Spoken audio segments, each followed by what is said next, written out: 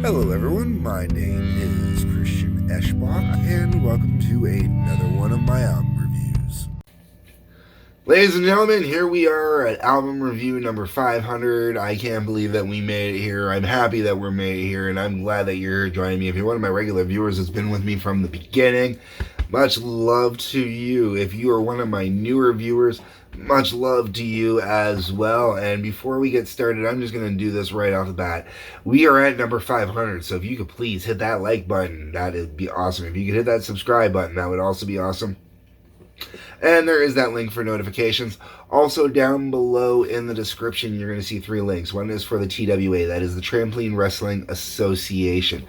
Is it relevant to today's review? Yes, because Alice Cooper, WrestleMania, Jake the Snake, baby. That's right. Not TWA, but we would love to have Alice at the TWA. So please check out the TWA. You will also see a link for the Howling Odyssey, which is where my music endeavors go. Right now I'm working on relaxation music. And you will see a link to Patreon. You know what that's about. Okay, let's get into it. The Alice Cooper Life and Crimes of Alice Cooper box set. Thanks to friends in low places, feels weird using that as a reference here, was able to actually get my hands on this box set before it was officially released. Will not say which friends, will not say where. I did pay for it. It was bought and paid for, so it's not like it fell off a truck or anything like that. But I have had this since before it was available. Only by about 3-4 days. But that's not the point. I had it. I'm not going to go through everything in here. I'm not going to pull out all the individual CDs because they're actually put away in my cupboard upstairs with all my regular CDs where I access them. The book in here is fantastic. The one thing I will show you in this little book here is, that's right, that is Alice's signature. And yes, I know that's Alice's signature because I watched Alice sign it. I've met Alice a couple times. Gotten a signature a couple times. Love me, Alice. Alice is my hero. All right. 4 discs in a box set that was designed for the fans. This whole set was put together by Brian Renfield Nelson, who was Alice Cooper's personal assistant for quite a long time until his unfortunate early passing. Much love and thank you to Brian Renfield Nelson for everything he did. I met Renfield, actually. Joked around with him. He did a good job making fun of me a few times in one night. It was great. He saw the dedication, the love. Much love for Renfield myself. Anyways, let's get into the music. Now, the beauty of this box set is it flows from the beginning of Alice's career up to the release of the Fistful of Alice. Live in Cabo is another name for it.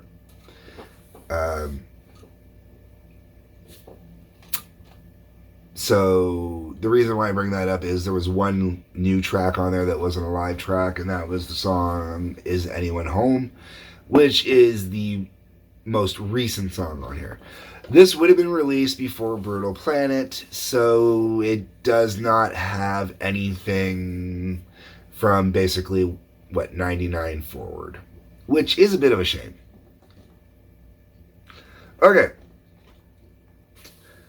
Now, the first 3 songs on here were released under the band's original name, not the Earwigs. They never recorded under the Earwigs, but they did record under the Spiders. And with that, you get Don't Blow Your Mind, Hitchhike, and Why Don't You Love Me. You know what? I'm going to have to pull out the book and double check on this. Now, I believe the first 2 songs I mentioned there. Hold on. Oh, man.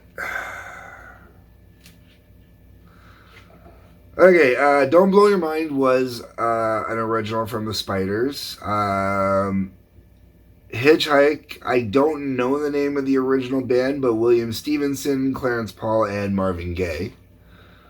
Why Don't You Love Me? Once again, I don't have the band here, but we've got James McDermott, David Trammell, Roy Little, and Francis Gornell.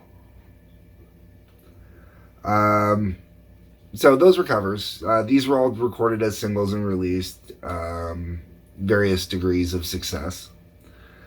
After that, we go into Lay Down and Die Goodbye, the original version, which was done by the Nas. So this is not the version that people would know from the Easy Action album. This would be a slightly different rendition.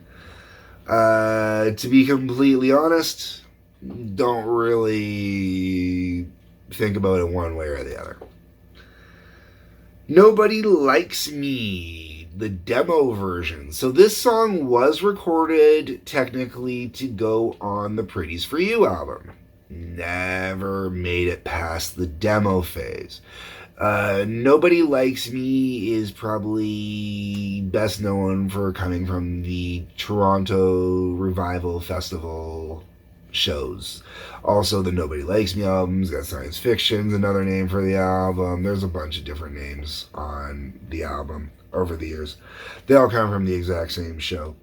The demo for Nobody Likes Me is kind of weird because unlike the live version, when you get into the midsection on this, it's got a real kind of polka-esque sort of vibe that's just kind of like, really? And it really shows the band going into a totally odd direction. And I don't know if the polka was to mess with people or what. Between the one that everybody knows from the Rock and Roll Revival Festival and this demo, I will actually take the festival version every time. But I will always stand by the Live at the Whiskey A Go-Go 69 as being one of the best early live recordings from the band. And I will take that version over anything, including the next song on here too, which is Levity Ball, the studio version on here. Another one, never understood why they didn't release the studio version, because everybody knows there's a studio version out there. Never understood why a studio version didn't get released though.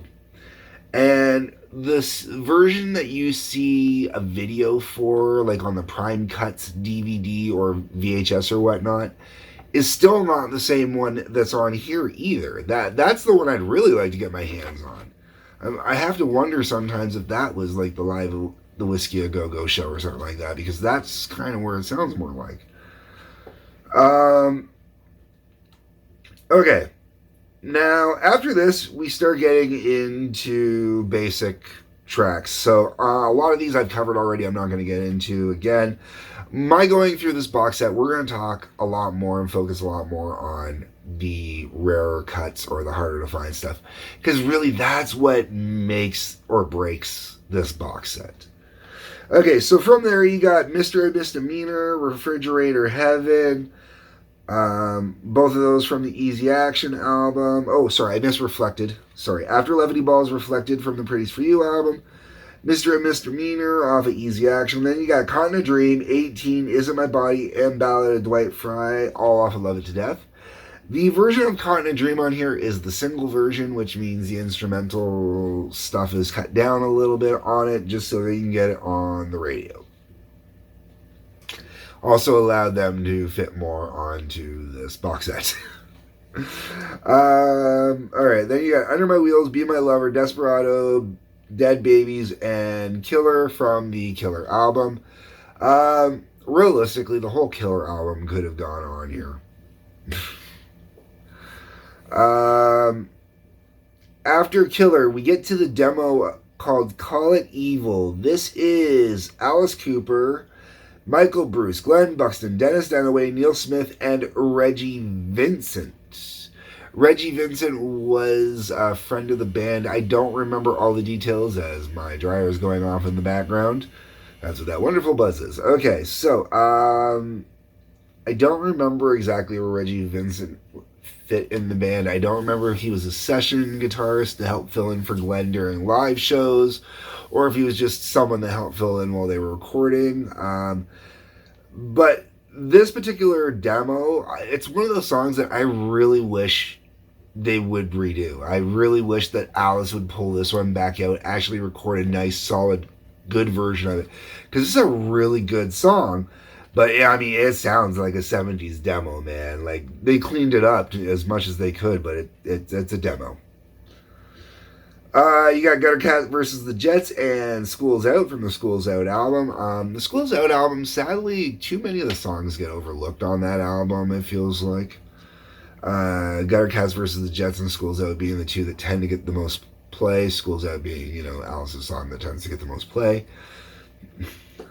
Alright, and School's Out is what finishes off disc 1. So, that's pretty cool. You get a good run through all the early stuff. Thank God that is the last time that buzz is going to go off. I am sorry, folks. Okay, so we're just celebrating 500 with random buzzes. Okay. So basically, the first album will take you all the way to... The first disc takes you all the way to the end of the School's Out era. From there, we then get into Billion Dollar Babies, Muscle of Love, and then everything post-original group as it first started. Alright, so we got Hello Hooray, Elected, Billion Dollar Babies, No More Mr. Nice Guy, and I Love the Dead. All of those off the Billion Dollar Babies album. Much like I already said about the Killer album, you could put the whole Billion Dollar Babies album on here and that'd be fine too. You get Slick Black Limousine as the next track after that. Now, Slick Black Limousine, until this box set was released, had not been available for decades. It was originally released as a little flexi disc vinyl, So picture a record like as thin as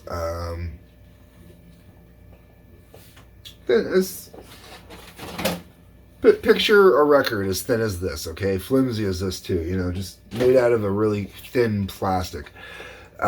Came with the tour book, I believe, for Billion Dollar Babies. And this was the only way you could get this single for the longest time, which means, it was really hard to come by. So when they released it on here, it was great. And I do know for a fact that Slick Black Limousine is available on the 50th anniversary reissue of Billion Dollar Babies, because I have that, and that will be coming up as a review, probably as the next Alice review. Even though I've already done Billion Dollar Babies, got to cover that one. But it is, really, really cool tune, and I was really happy to hear it the first time I heard it on here. Not your standard kind of tune. It was back when Alice did a bunch of different stuff and would do random stuff and, record random kind of music. It was... The original band was very artistic. I love that about them. Okay, after that we get to Respect for the Sleepers, which is the demo for Muscle of Love. Okay, one thing I hate about this box set is there was an opportunity to correct something that I saw as a wrongdoing. And this happened on quite a few songs. There's quite a few in here where I could say that this happened. There's a lot of guitarists, musicians that were paid off to be silent musicians, or a song was bought out from them to keep them silent while other people's names went on it.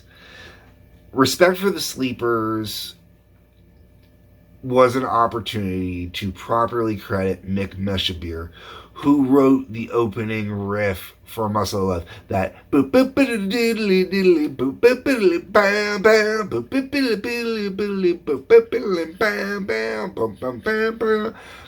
that was Mick Meshabeer. And the reason why I bring that up is Respect for the Sleepers is actually the demo for Muscle of Love. The only difference is the lyrical content. Respect for the Sleepers was something that was definitely much more in the vein of Hollywood Vampires, where it's giving praise. Realistically, Respect for the Sleepers should go on like the next Hollywood Vampires album to give praise the way it was originally done to everybody that passed. Um, and I love the lyrics on Respect for the Sleepers. I like hearing the demo too. It's really cool. It's one of the few times where I will go out of the way to put a demo on like a mix. From there, we get Muscle of Love, Teenage Lament 74, Working on the Sweat, and Man with a Golden Gun, all off the Muscle of Love album. I don't like Teenage Lament 74. I never have. Ever since I was a kid, just never worked for me. Never a song I was into. Working Up a Sweat, I can totally appreciate that. And I was a James Bond fan. And I had seen The Man with the Golden Gun before I had actually heard the Alice Cooper version of the song. And I think there was a horrible mistake made, and it was a giant travesty of justice not to use the Alice Cooper song for the James Bond movie and to go with the version they did instead. Big shame on you, MGM. Big shame on you. I say MGM because that's how I know the James Bond movies released over here. Okay.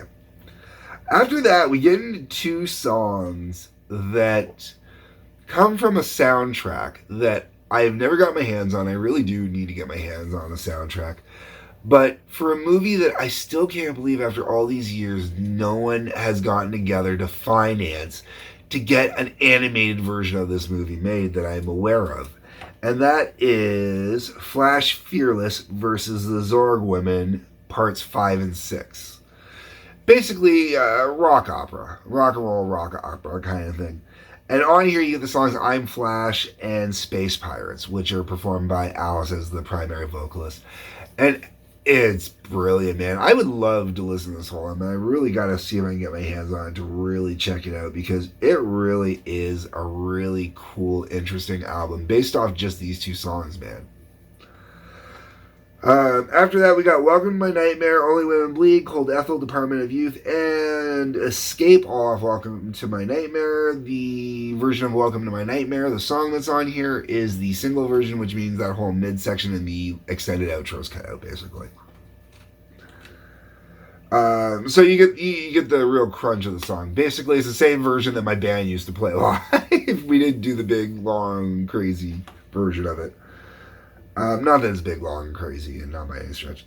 And then you finish off with I Never Cry and Go to Hell from the Alice Cooper Goes to Hell album.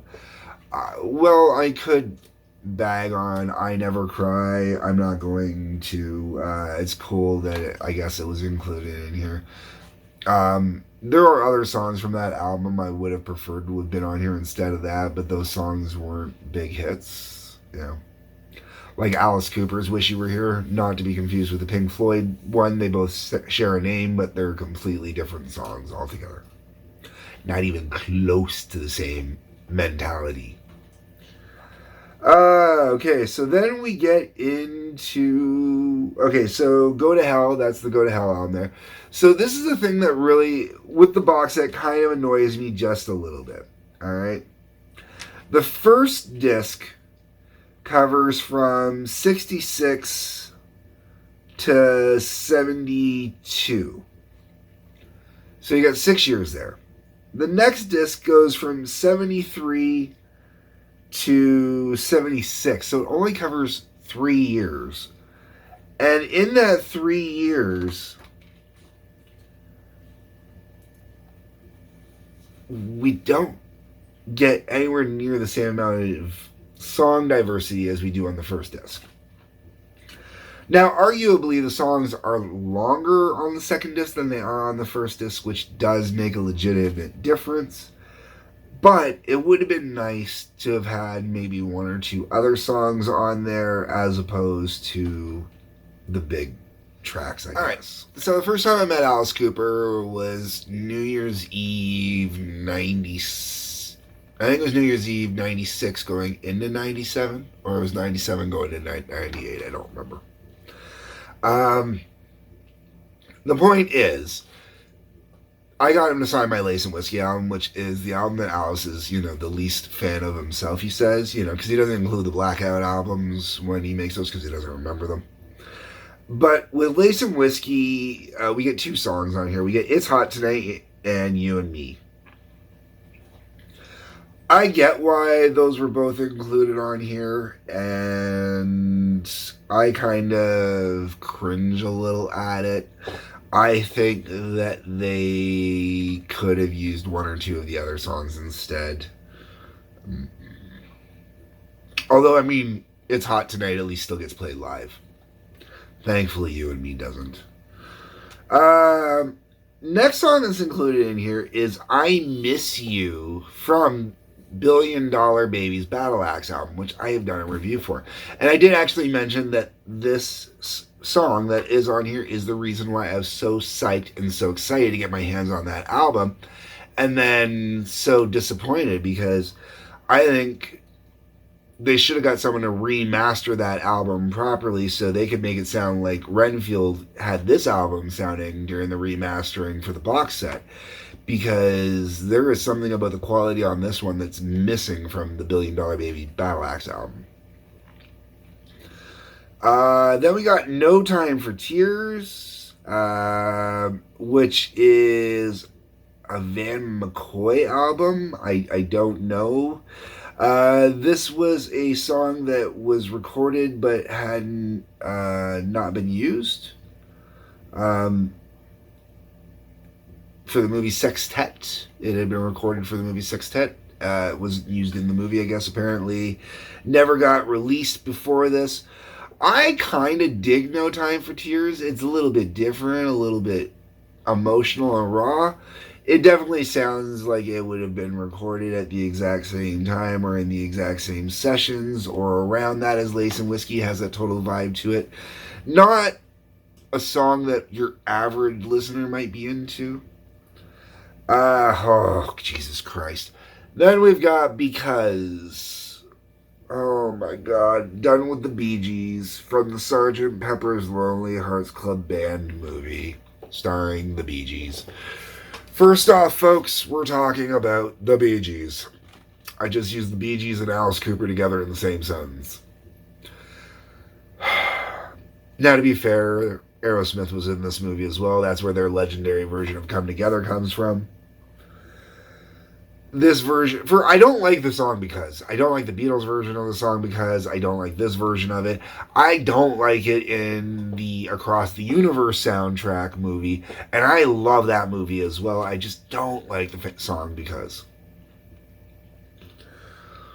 Just doesn't work for me. And Alice's delivery and performance on this, it's parody of Alice doing the Alice sneer on a song, making it sound very Alice-fied to give it that villainous kind of vibe. And I love Alice, but I don't love Alice when Alice is doing a caricature of Alice. And I find a lot of times when he appears on a lot of guest spots, that's what he's doing, is the caricature of Alice as opposed to proper Alice, we'll call it. Guns N' Roses' The Garden is one of the few times where I feel that Alice is doing more of a proper Alice, or the same Alice that he was doing at the time anyways, as opposed to a pure caricature. Alright. Then we hit From the Inside, How You Gonna See Me Now, and Serious off the From the Inside album. I love the From the Inside album, and How You Gonna See Me Now had to be on here. I will give them that. And they use a single version of From the Inside. But I really don't think From the Inside or Serious needed to be on here. I think they would have been better off to include Nurse Rosetta for sure. And outside of that, you can fluctuate on the rest. But Nurse Rosetta should have been on there from that album, I think. One thing I really do like, though, is they put in No Tricks, which was recorded with Betty Wright. This is a song, there was already enough kind of slower songs on the album. There was already a duet with Millie and Billy. So they opted to leave a second duet out, and No Tricks was the second duet. And that was a mistake. That was a really big mistake. No Tricks really is a good tune, man. I mean, like, this is top shelf Alice with No Tricks, man. Like, the delivery on here, Betty Wright is just brilliant on this song, man. The way she gives it to Alice on this one, oh, such a horrible mistake leaving this one out. Million Billy shouldn't have been switched for this one, but No Tricks absolutely should have been put on there.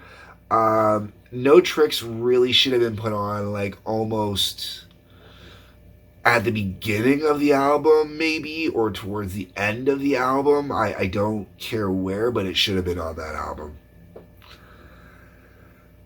So I'm really glad they put it in here. Now, according to this, it was released as a B-side.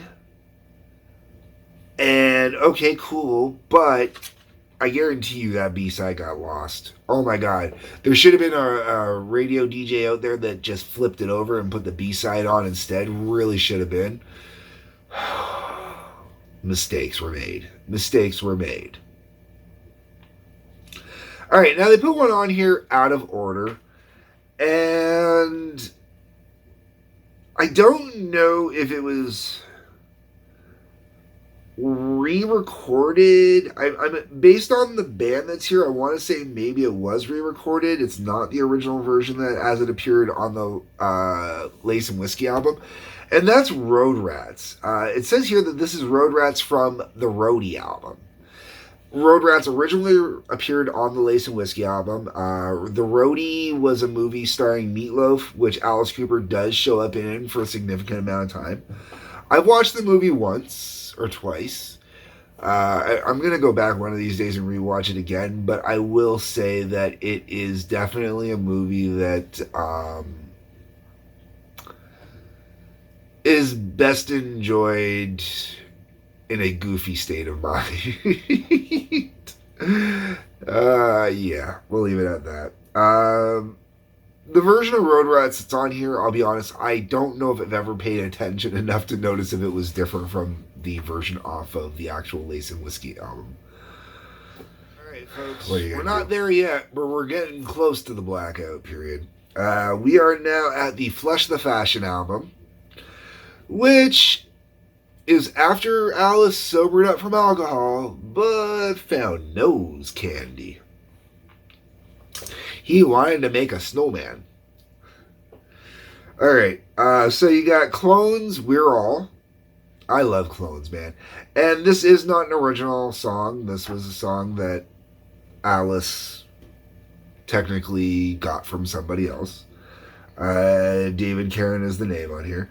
This is a really cool tune. I've heard multiple versions done over the years since. Alice's is still the best.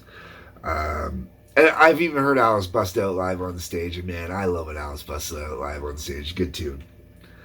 And you've got Pain as well. Pain, I'm not really... I mean, I get why people like it, but I'm not overly huge on it. Then we hit the Special Forces album for one song. And that is Who Do You Think We Are? Which is also the one song off that album that Alice Cooper has actually played live that I've seen in my lifetime. Technically the original release was in my lifetime, but I've actually in the early 2000s would have been the Eyes of Alice Cooper tour, I believe, where he pulled out Who Do You Think We Are during the tour. Or maybe it was the Dirty Diamonds album. It was one or the other. I don't remember which. Saw him on both. Who Do You Think We Are? Really love it live. I mean, there are other songs off Special Forces I prefer, but we'll go with this. And this is the single version, so it's trimmed as micro. Next up, Look at You Over There Ripping the Sawdust from My Teddy Bear. It's marked as a demo, but I know it was fully recorded for the Special Forces album to the point where it, on the original release of the Special Forces album, it's printed on the album artwork. But the song wasn't on there. It got pulled at the last minute because they didn't think it fit very well with the rest of the format of the album. Once again, I think that was a mistake, but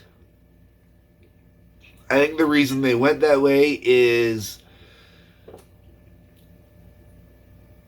that particular album really has, I mean, a very heavy Coke punk attitude to it, and this song definitely is not Coke punk, but there was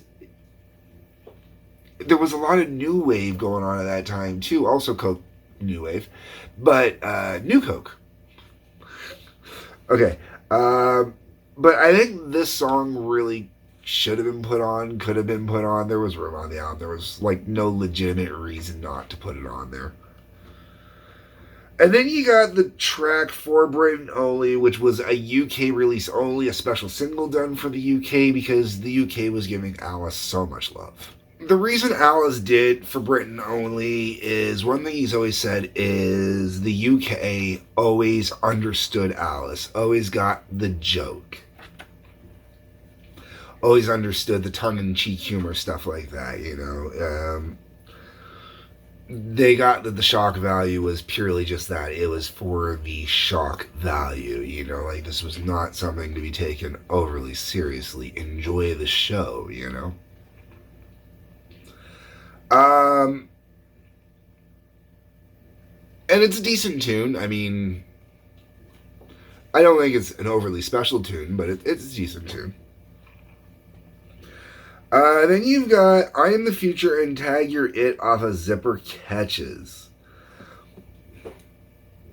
Now, because of the For Britain Only single and the Look at You over there ripping the size from my teddy bear, that is why Special Forces get so shortchanged in this. And I'm not a big fan of Special Forces, but it feels weird that Zipper Catches gets more love than Special Forces does. Sorry for all the stopping. My allergies are killing me. All right. So as I was saying, with Zipper Catches, you got I Am the Future and Tag Your It, which I'm not really huge fans of either of those songs either. I Am the Future is on here. It's a single version from the Class of '84 soundtrack movie. And Tag Your It, kind of a fun song, but if they were going to include fun songs off of that album, they really should have went with the day. That was the day my dead pet returned to save my life. And then we're on to the Dada album. Now, if you're one of my regular viewers, you know that Dada is one of my top 3 favorite albums. You know, you've got Killer, Love It to Death, which arguably could be tied for number 1, but if I have to pick one, Killer is going to win over at number 1. Love It to Death is number 2. Dada is number 3 for me, okay? That's how this goes for me. So the fact that Dada got so little love on here, but the ones that they included were Formerly Warmer and I Love America. Now, I Love America is kind of the funniest or funnest. It's the joke song. Alice, it got to a point, this would probably be around the time where that started with albums, where Alice always had one song on the album that was really kind of humorous. Not necessarily like meant to make you laugh out loud, but, you know, Alice Cooper as a uber conservative used car salesman is just freaking hilarious. You know? So that's... And when I say uber conservative, you know, like we all know that Alice is a man with faith and whatnot, but not that type. We're talking, you know, 80s style.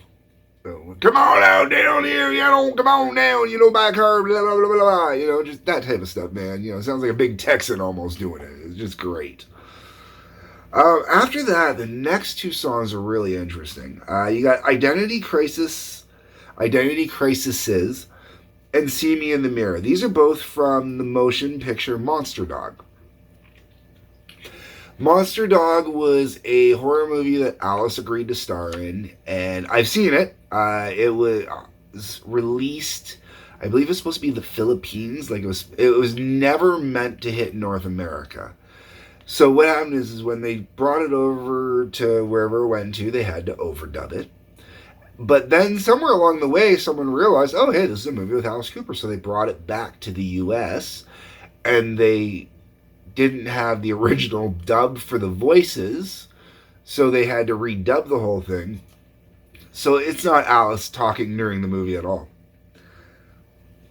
That's a thing. But the music in the movie, when the band is performing, is Alice. Now, no one knows what happened to the original masters of these two songs. So, when it comes to Identity Crisis and See Me in the Mirror, they had to do the best they could to master it off the original recordings that were used in the actual movie itself because they didn't have the tapes. So these sound like they're demos, totally sound like they're demos. But Identity Crisis, amazing song, man. I would cover this one in a heartbeat. Try to talk a couple bands into it over the years. No one wanted to do it, but I think it's such a good tune. See Me in the Mirror is not bad, but it's definitely, like if I were doing a new wavy kind of band, it's kind of the song I might do. Then after that, we go to one more movie. We finish off disc 3 with one more movie from one more soundtrack, and that is Hard Rock Summer, which appeared in the motion picture Friday the 13th, Part 6, Jason Lives. And it's actually in the movie, man. I can picture, when they're out speeding around in the, I believe it was a Camaro or a Firebird, I can't remember which. Great scene, great movie. One of the best parts about that movie is the Alice. Maybe I'm a little biased. Alright, let's go into Disc 4 now. Disc 4 starts off with the demo for He's Back. And interestingly enough, this song ended up getting reused. The original demo for He's Back, the lyrics are He's back, the man behind the mask, but the music is it Crawlin' or Trick Bag? Crap, I can't remember now. It's been so long. Hold on, I gotta double check on this one.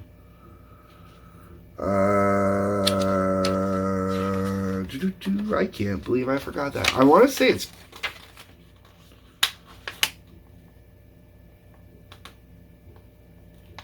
Trick Bag. It's Trick Bag. Unfortunately, my box set's gotten a little use and abuse over the years, and somewhere along the way I took a little moisture damage, so some of the pages, unfortunately, are stuck.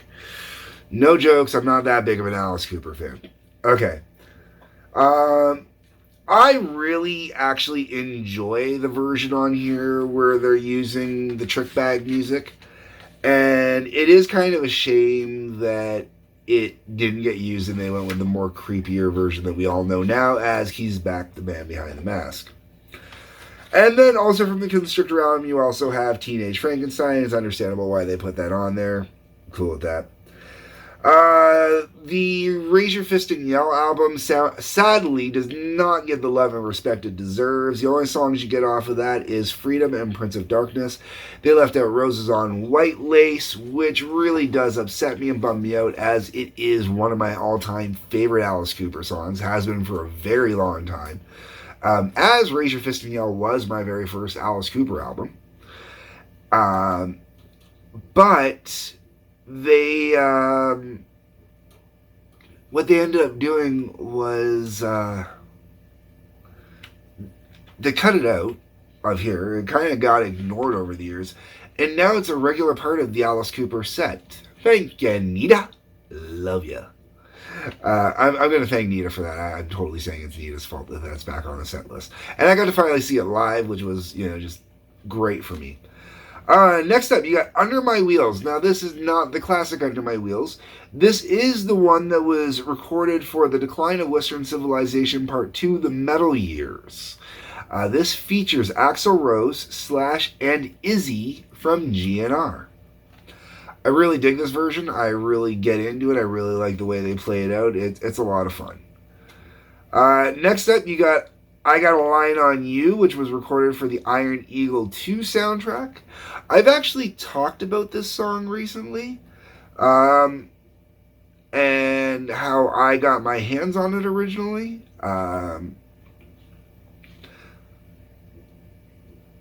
given a choice between I Got a Line on You from here or the one that the Hollywood Vampires did, interestingly enough, Kip Winger played on or worked on both versions.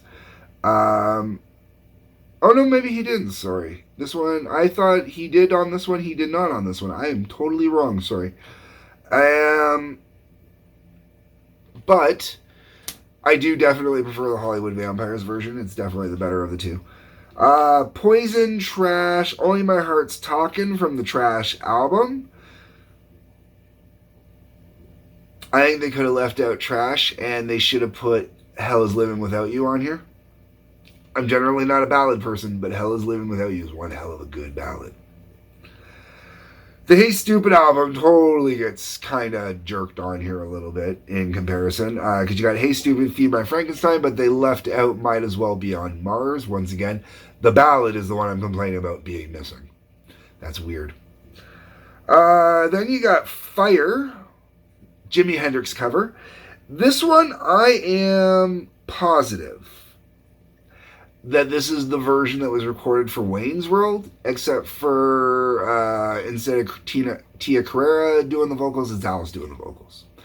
I really, there's a good part of me after all these years that thinks that that's how they pulled that off for the Wayne's World soundtrack. But I could be wrong. It just really, that's how it works.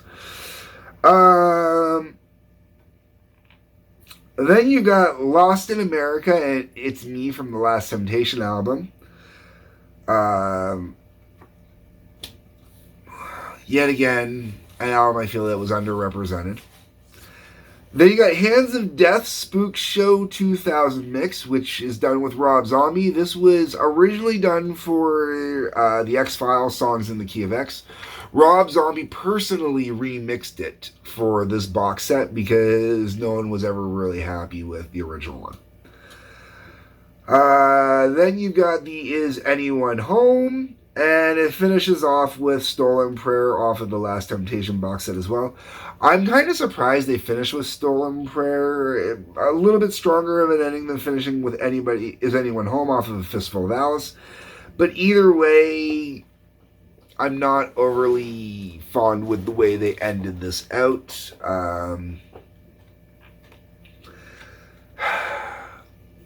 Alright, when the box set came out, I do remember the place where I bought it at, which still exists, which is why I'm not naming names right now. The employees don't work there anymore. They've been gone for, over 2 decades. But when I got my hands on this box set, I remember the one guy I used to talk to all the time there, one of the 2 guys I used to talk to all the time there, he was telling me that they spent too much time focusing on the Sony years or trying to get the rights for the Sony years or the Epic years or the basically Trash, Hey Stupid, Last Temptation, everything from Trash going forward. They spend too much time and effort trying to get all that stuff when, most people would definitely have that, and they should have focused more on the back catalog. And I do agree with that, but when I have seen all the stuff that started coming out on the 50th anniversary album releases, I'm thinking, oh my god, there were opportunities that were just totally missed. Not necessarily all the live tracks, but some of the demos that could have gone on there, stuff like that. This box set was definitely made for fans. This box set was definitely made for people so they could try and get their hands on as much as possible.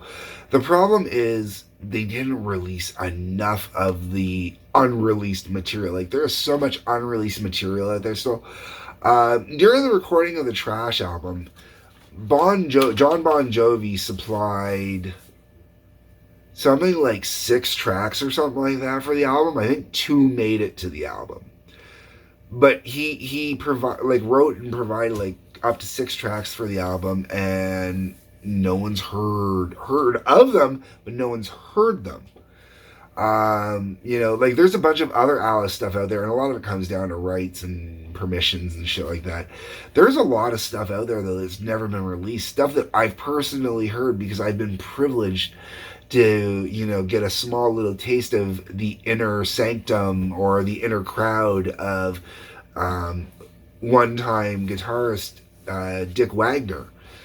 And I've gotten to hear demos that Dick did with Alice that have never been released. And it's like, why have these not been released? These were good tunes. So myself personally, I'd love to get my hands on as much as I could, and I would love to be the one to put together another box set where it's honestly a major collection of rarities, B-sides, stuff like that. Oh, because there's just so much that's missing. The whole way around, though, folks, would I recommend the Alice Cooper box set? Well, we all know who I am, so yes, I'm going to recommend the Alice Cooper box set. Is it a good place to start if you're someone just getting into Alice Cooper? Yes, this is definitely a drug to give you a taste of a good range of Alice Cooper up until we hit the new millennium. This gives you Alice Cooper up until like 99, 90, 97. Let me recheck. Alright, so if we go with Fistful of Alice is the last album, 97, yeah. 99. Okay, the Rob Zombie tune, though, technically this previously unreleased mix is from 1999. So, if we go with that,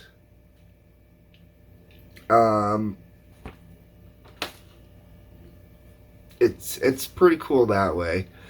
I do think that we definitely need another box set.